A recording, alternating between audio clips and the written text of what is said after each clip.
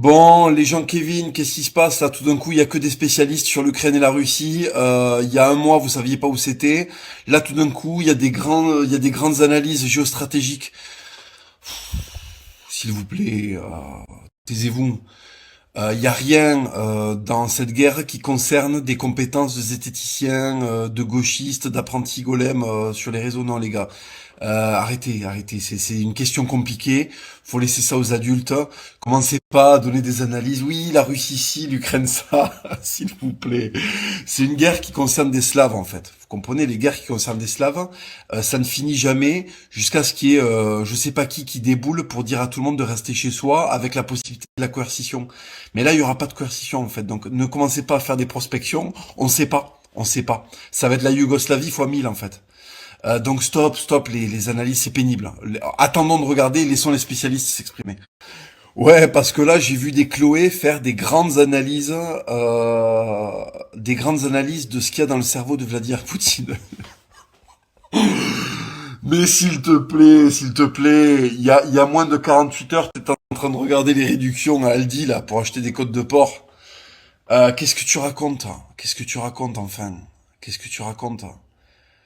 Pourquoi tu commences à expliquer ce qu'il y a dans le cerveau de Vladimir Poutine? Vladimir Poutine, il dirige un pays, c'est un des plus grands pays du monde, il a 2000 ans d'histoire.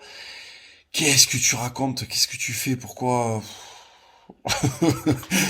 Pourquoi t'essayes de nous expliquer ce qu'il y a dans la tête d'un mec qui fait d'autres trucs que d'aller chercher les réductions de code de port à Aldi, en fait? Pourquoi? Rappelle-toi que tu votes Yannick Jadot, si tu veux. Donc ne fais pas d'analyse. Quand on vote Yannick Jadot, on ne fait pas d'analyse puisqu'on vote ce que te dit de voter la télé. Donc ne commence pas à te mettre à la place d'un dirigeant d'État, ça n'a pas de sens. Parce que ça, c'est le grand problème en France, ça, vous êtes spécialiste de tout en fait. Quand il y a un gonze qui tourne dans une église, vous êtes spécialiste du pardon chrétien.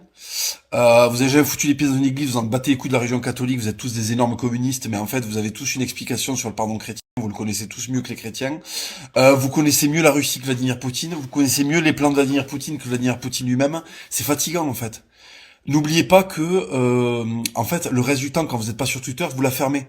Parce que quand vous parlez, personne ne vous écoute. Donc pourquoi ça changerait sur Twitter? Ça, c'est le grand problème de notre siècle aussi. C'est que ça débarque sur Twitter, ça donne des explications.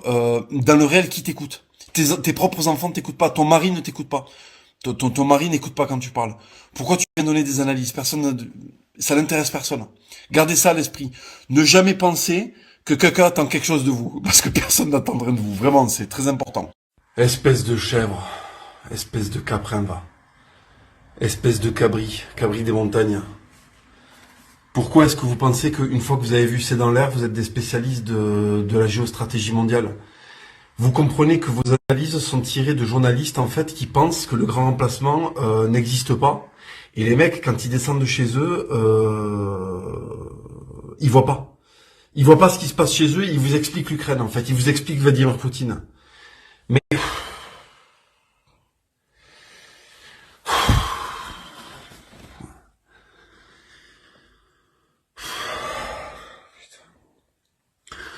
une dictature ou une comète ou des millions de morts, il faut qu'on reparte à zéro là. Il faut qu'on reparte à zéro. Vous écoutez des journalistes qui croient que le sparring c'est une pratique ou une orientation sexuelle.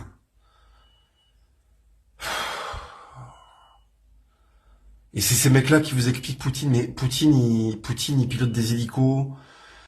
C'est un ancien mec du KGB, il s'est monté et démonté un AK-47 les yeux bandés, mais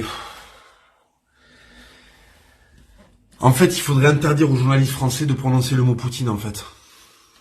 Il faudrait trouver, il faudrait que d'autres journalistes d'éther en parlent, mais en fait le journaliste français, quelle est sa légitimité pour parler de Poutine en fait? Putain mais qu'est-ce que je hais l'humanité, mais c'est terrible.